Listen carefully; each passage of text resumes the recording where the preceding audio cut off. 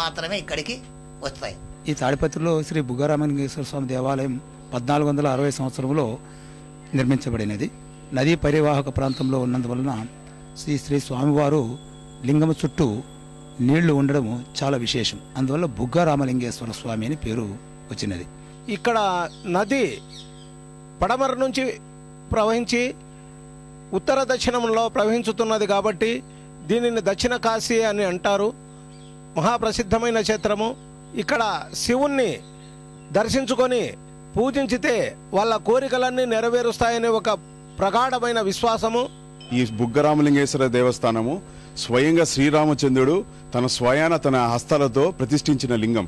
ఈ ఆలయానికి ఉత్తర దక్షిణంలో పెన్నా నది ప్రవహించడం, తూర్పున రుద్రభూమి ఉండడం ఆలయానికి విశిష్టత. ఇక్కడ మండల కాలం పాటు స్వామివారిని దర్శించుకుంటే వారికి సకల సంతోషాలు, ఆయురాగ్యాలు, ఐశ్వర్యాలు కలుగుతాయనేది భక్తుల విశ్వాసము. ఈ పెన్నా నది విశేషం ఏంటంటే సరే, ఇక్కడ స్వామి దగ్గర ఇప్పటికి కూడా నీరు ఉద్భవిస్తూనే ఉంటుంది. నది వచ్చేసి 16 అడుగుల తగ్గులో ఉంది. స్వామి 16 అడుగుల ఎత్తులో ఉన్నారు. అయినా కానీ ఇప్పటికి కూడా స్వామి దగ్గర నీరు రావడం చాలా విశేషం.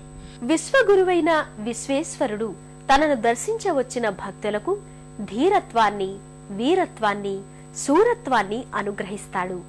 ఆ భువనైక ఈశుడు బుగ్గ రామలింగేశ్వరుడి కరుణాకటాక్ష వీక్షణాలు మనందరిపై ప్రసరించాలని కోరుకుంటూ మరో తీర్థయాత్రలో మరో క్షేత్ర సందర్శనంతో మళ్లీ కలుసుకుందాం. అంతవరకు సెలవు మరి. నమస్కారం.